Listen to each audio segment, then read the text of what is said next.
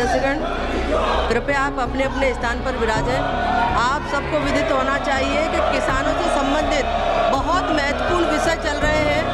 माननीय सदस्यगण सभी कृषि के संबंध में माननीय मंत्री से पूछना चाहते हैं। प्लीज आप लोग, मैं आप सबसे निवेदन करती हूँ, प्लीज प्रश्नकाल चलने दीजिए।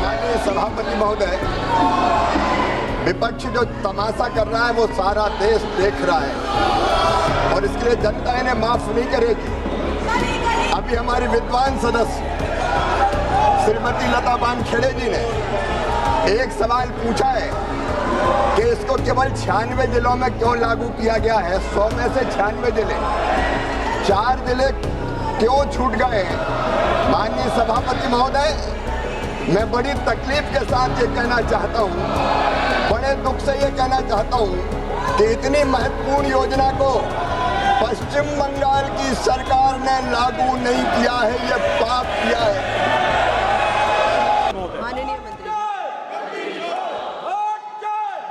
माननीय सभापति महोदय, ये अत्यंत महत्वपूर्ण सवाल है, किसानों के सवाल है, गरीबों के सवाल है और मैं विपक्ष से आपके माध्यम से प्रार्थना करता हूं कि कम से कम किसानों के महत्वपूर्ण सवालों को चर्चा में आने दें।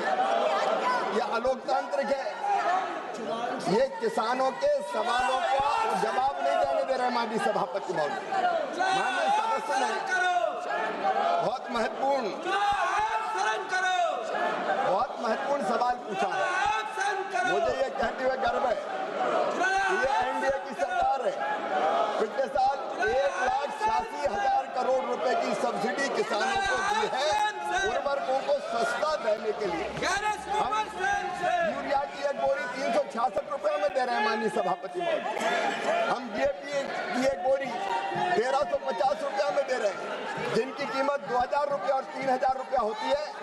1,86,000 करोड़ रुपए की सब्सिडी किसान को देकर उत्पादन बढ़ाने का महत्वपूर्ण काम प्रधानमंत्री नरेंद्र मोदी जी के नेतृत्व में हो रहा है।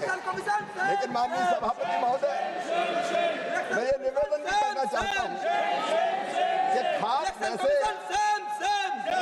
फर्टिलाइजर मिनिस्ट्री खाद के मामले को देखती है और उन्होंने किसानों को आसानी से ठीक से पात्र किसानों को खाद मिल सके, इसके ट्रैक एंड ट्रेस करने के लिए mobile based fertiliser management system बनाया है और इसी को सुदृढ़ करने के लिए कृषि मंत्रालय एग्रीस्टैक और फार्मर आईडी का उपयोग कर रहे हैं।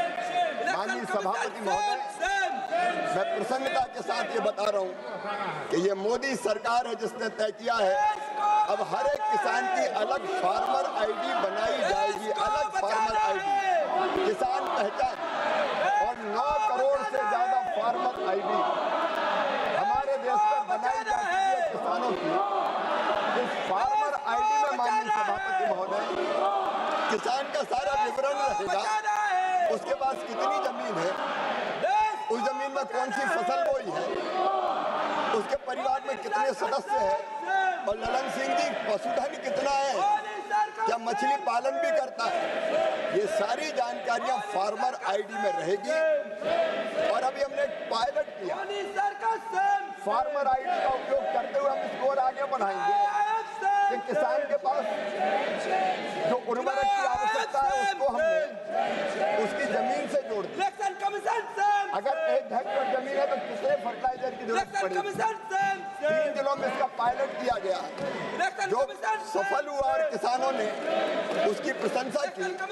आगे हम इस फार्मर आईडी का उपयोग करके किसान के पास जो जमीन है उसके हिसाब से कितने खाद की जरूरत पड़ेगी इसकी मैपिंग करेंगे और किसान को मना नहीं करेंगे, लेकिन उसको ध्यान जरूर दिलाएंगे कि उसके जमीन के लिए इतने खाद की आवश्यकता है। टैक्स को भी मजबूत करने का काम सहकारिता मंत्रालय निरंतर कर रहा है। तो प्रोसेस यही है कि हम ट्रेस भी करें, ट्रैक भी करें और किसानों को ढंग से खाद पहुंचे, वो खाद कहीं डाइवर्ट नहीं हो। माननीय सदस्यगण, कृपया आप अपने अपने स्थान पर विराजें। आप सबको विदित होना चाहिए कि किसानों से संबंधित बहुत महत्वपूर्ण विषय चल रहे हैं। माननीय सदस्यगण सभी कृषि के संबंध में माननीय मंत्री से पूछना चाहते हैं। प्लीज़ आप लोग, मैं आप सबसे निवेदन करती हूँ, प्लीज़ प्रश्नकाल चलने दीजिए, प्लीज़ एक बार फिर सभी माननीय सदस्यों से एक बार आग्रह कर रही हूँ, प्लीज़। सभापति महोदय, विपक्ष जो तमाशा कर रहा है वो सारा देश देख रहा है और इसके लिए जनता इन्हें माफ नहीं करेगी।